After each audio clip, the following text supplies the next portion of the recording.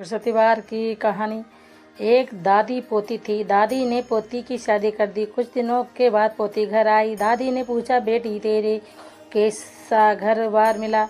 पोती बोली, दादी तूने तो मेरा ऐसी जगह विवाह कर दिया जिस घर में ना खाने का दाना ना नहाने को पानी। कुछ दिनों के बाद उसके ससुराल से लेने आए। आते ही बुढ़िया बोली, मैं तो नहीं भेजूंगी, ना तुम्हारे घर में खाने को दाना ना नहाने को पानी। तो पोती बोली कि दादी मैं तो जाऊंगी, तूने पूछा था तो मैंने बता दिया। शादी के बाद ससुराल ही लड़की का घर होता है। अब वे अपनी ससुराल आ गई। उनके घर में सासू खाना बनाती थी। सबने अपने पहले ससुर जी ही खाना खाते थे, फिर देवर जेठ खाते थे। सब दो दो रोटी खाकर उठ जाते थे। गुरुवार का दिन आया तो वे सास से बोली, आज खाना मैं बनाऊंगी। उसने पहले एक रोटी गाय को निकाली, एक रोटी कुत्ते को निकाली, एक कौवे के लिए, एक भीमामण के लिए।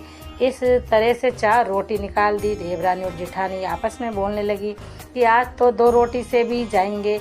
उसके बाद ससुरा खाने को बेटा तो वे अपनी सास से बोली, पिताजी को बोल दो, पेट भर के खाना खाएंगे। उसके बाद वे अपने देवर और जेठ को भी इसी तरह बोली। देवरानी और जेठानी तथा सास को भी ऐसा ही बोली। सबने पेट भर के खाना खा लिया। अब सास बोली, तू भी खाना खा ले। तो वे बोली कि आज गुरुवार का दिन है, मैं तो व्रत रखूंगी। तब सास बोली, तू क्या खाएगी? तो वे कहने लगी कि मुझे तो गुड़ की डली और चने की दाल तथा हल्दी की घाट चाहिए, मैं पहले पूजा करूंगी। तब सास बोली कि ये सब कहाँ से लाएंगे? तो वे बोली कि मेरे हाथ का कंगन ले जाओ और इसे बेचकर ले आना। अब उसका ससुर कंगन लेकर चला गया और सब सामान लेकर आ गया। उस चने की दाल में कंगन भी वापिस आ गया। कंगन का देखकर बहू बोली कि किसी की चोरी का लाए हो या झूठ बोल कर लाए हो, ये कंगन वापस दे आओ। वे कंगन लेकर बाहर गया तो भाव बनाई और छींके पर रखकर सो गई। थोड़ी देर में बृहस्पति महाराज उसकी परीक्षा लेने आए और आकर बोले, अलक माई। बहू बोली, एक रोटी गाय की निकाली रखी है, वे दे दो। तो बृहस्पति भगवान बोले कि मैं तो थाली में डाल कर दोगे तो ही खाऊंगा। अब सास ने थाली में डाल कर दी। इस प्रकार उसने एक एक करके सारी रोटी खा ली। अब सासू बोली कि बहू तेरे लिए तो कुछ बचा ही नहीं।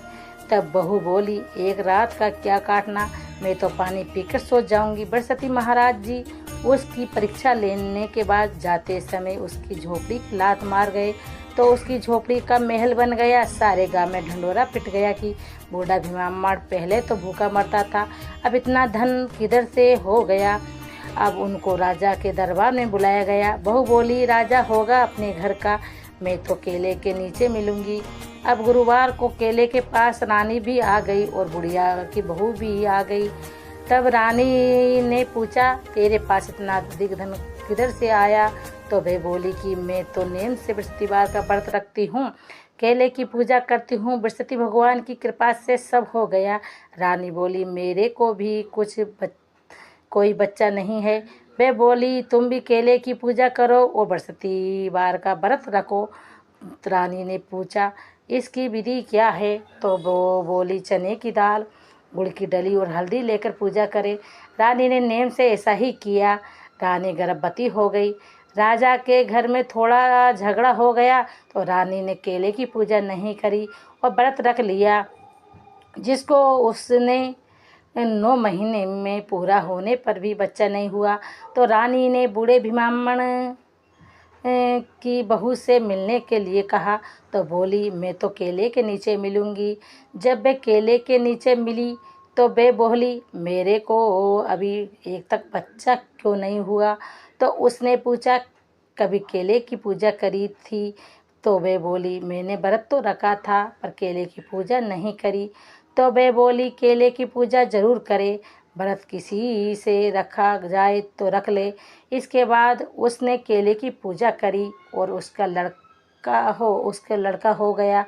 राजा ने ढिंढोरा पिटवा दिया कि सब कोई केले की पूजा जरूर करे।